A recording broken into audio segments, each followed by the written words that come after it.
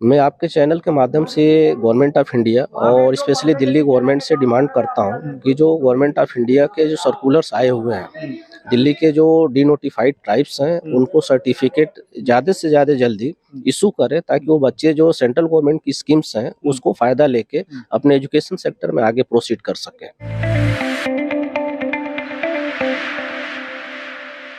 दिल्ली गढ़ परिषद की तरफ से आज द्वारा एक विचार गोष्ठी का आयोजन किया है, जिसमें समाज के जो दबे कुचले लोग हैं उनके द्वारा संस्था में कैसे उनके उत्थान किया जाए उनके लिए बातें रखी जा रही है। और हमारे साथ देखिए सभी वरिष्ठ जो यहाँ के लोग हैं जिन्होंने आज ये विचार गोष्ठी में क्या क्या चीजें बातें हुई हैं, क्या निष्कर्ष निकला, इसके बारे में यहाँ पे धर्मवीर सिंह जी हैं और विधायक साहब हैं, सभी हैं। सर आप थोड़ा आगे, मैं आपसे जानना चाहूँगा क्या उद्देश्य है इस विचार गोष्ठी का, उद्देश्य क्या है सर? तो आज विचार गोष्ठी का केवल इतना मतलब है कि जो डीनोटिफाइड ट्राइब है इनके बारे में कोई चर्चा अभी तक हुई नहीं थी, दिल्ली के अंदर चर्चा हो और इनको इनका हक मिले। दिल्ली के अंदर 11 जो जातियां हैं वो ओबीसी में आती हैं, लेकिन उनको ट्राइब में दाखिल करना चाहिए और 18 जाति एससी में आती है, तो हम उनके सर्टिफिकेट बनने चाहिए दिल्ली के अंदर। अभी सर्टिफिकेट नहीं बन रहे।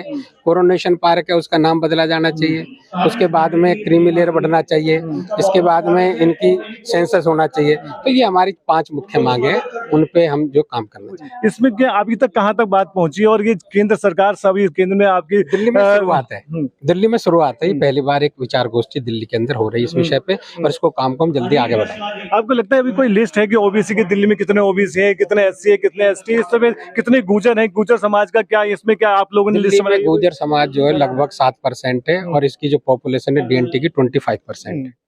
तो अभी केंद्र से अभी एक विधायक सांसद जी भी आए थे, उनकी तरफ से क्या आश्वासन दिया गया? उन्होंने कहा कि मैं पूरी तरह से जो मांग है उनका समर्थन करता हूं। आप कोई जो है आसमान नहीं मांग रहे, बहुत सामान्य मांग है, हम उनके साथ हैं। बिल्कुल बिल्कुल। देखिए मैं यहाँ को दिखाना चाहूंगा पूरा ऑडिटोरियम यहाँ पे देखिए सब भरा हुआ, और देखिए जो यंग लोग हैं इनको सम्मानित किया। मैम क्या नाम है आपको, इस विचार गोष्ठी में क्या आप यहाँ से सुन के जा रही है, क्या बात है? यहाँ पे हमें पता चला है कि भाई हमारा ये डीएनटी क्या होता है, किस तरह हमें उस पर काम करना है, वो तो हमें सारी जानकारी मिली है और हम उस पर आगे काम करेंगे। बिल्कुल, आप लोगों को सम्मानित किया जाए। समाज के लिए आप कैसे क्या काम कर रहे हैं? हम जो समाज के युवा है, हमसे जो अपेक्षा है जो आज विचार गोष्ठी में रखी गई है, हम उन अपेक्षाओं पर खरे उतरेंगे और जो हमें इसमें डीएनटी में हमें रखा गया है इसके खिलाफ हम जन जागरण अभियान भी चलाएंगे और इसको एक बड़े लेवल पे जाके जो मंत्री जी से हमने मांगे रखी उसके लिए भी हम लोग ये अपेक्षा करते हैं कि वो हमारी मांगों को आगे तक पहुंचा और इन मांगों को पूरी करके हमारे समाज से जो अपेक्षा उनकी उपेक्षा ना हो, अपेक्षा जो हमें वो करे। एक्चुअली मैं सुप्रीम कोर्ट में एडवोकेट हूँ और डीनोटिफाइड ट्राइब्स की लड़ाई काफ़ी दिनों से लड़ा जा रहा है और डीनोटिफाइड ट्राइब्स के जो डिमांड है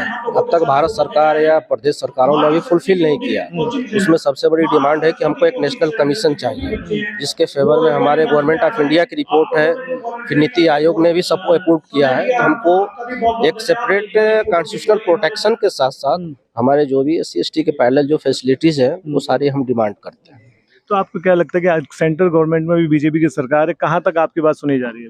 नहीं, हमारी बात सुन रही है। भारत सरकार ने कमीशन बनाया, फिर जो है कि उसमें कुछ टेक्निकल लेवल पे, प्रशासनिक लेवल पे दिक्कतें आ रही हैं। उससे हम लोग अभी लगे हुए हैं गवर्नमेंट ऑफ इंडिया से, पीएमओ से, ताकि ये चीज़ें जो दिक्कतें आ रही हैं उसको दूर करके और उसको सुप्रीम कोर्ट में वकील हैं, तो आप क्या टेक्निकल चीज़ें कहाँ अटक रही हैं? टेक्निकल ये चीज़ें हैं कि गवर्नमेंट ऑफ इंडिया के जो सीनियर ऑफिसर्स हैं वो सही ढंग से जो हमारे लॉ मेकर्स हैं उनको गाइड नहीं कर पा रहे हैं।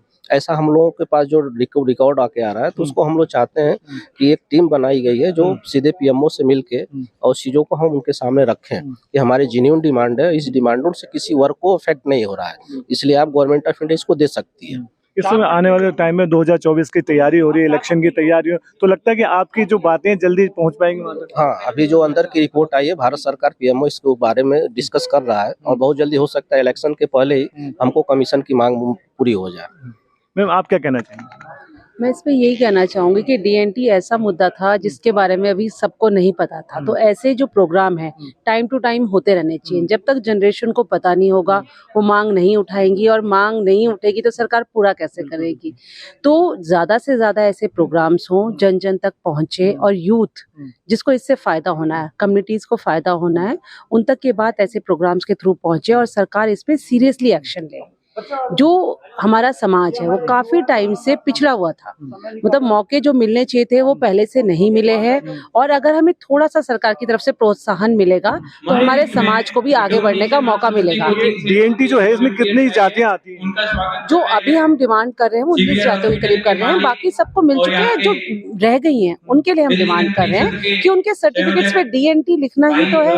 सिर्फ गवर्नमेंट को छोटा सा काम करना है कि सर्टिफिकेट के साथ डी नोटिफाइड ट्राइब्स लिख दें, ताकि जो इसके फायदे हैं वो हमारी कम्युनिटी को मिलने स्टार्ट हो जाए।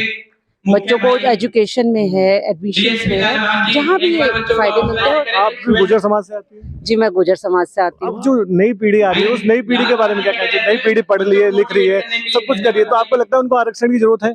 नई पीढ़ी पढ़ रही है, पर जैसे मैं अपने एग्जाम्पल से बताऊं, मतलब पेरेंट्स जो थे हमारे इतने ज्यादा क्वालिफाइड नहीं थे, कारण क्योंकि हम 100 साल तक पिछड़े रहे हैं। अब धीरे धीरे हम पढ़ रहे हैं, पर ये हिसाब दिल्ली में आप कह सकते हैं ठीक है, लेकिन गांव देहात में अभी भी स्थिति वही है।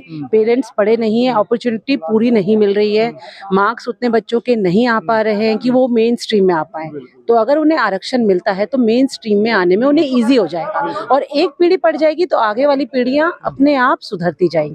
मैं आपसे ये जानना चाहूंगा सर कि जो डीएनटी समाज की जो स्थिति है नेशनल लेवल पे क्या है इस समय सिचुएशन? मतलब नेशनल लेवल में ये गवर्नमेंट ऑफ इंडिया एडमिट कर रही है कि मार्जिनलाइज और नेग्लेक्टेड कम्युनिटीज है, और इसको मेन स्ट्रीम में लाने के लिए ये सारे एफर्ट किए जा रहे हैं। और लेकिन कुछ से कम्युनिकेशन गैप्स है मशीनरीज के बीच में और लोगों के बीच में। इसको हम लोग कोशिश कर रहे हैं एक टीम बना के, ताकि इसको गवर्नमेंट ऑफ इंडिया को सही ढंग से बताया जाए, और उनकी पॉपुलेशन को भी बताने की कोशिश की जा रही है कि एक बहुत बड़ा ये मास है, एक बहुत बड़ा वोट बैंक है, अगर ये टर्न डाउन हुआ तो बहुत बड़ा नुकसान हो सकता है। आपकी आवाज आपके साथ, सीधे ग्राउंड जीरो से रियल रिपोर्ट देखने के लिए सब्सक्राइब करें हमारा चैनल 24 प्रेस।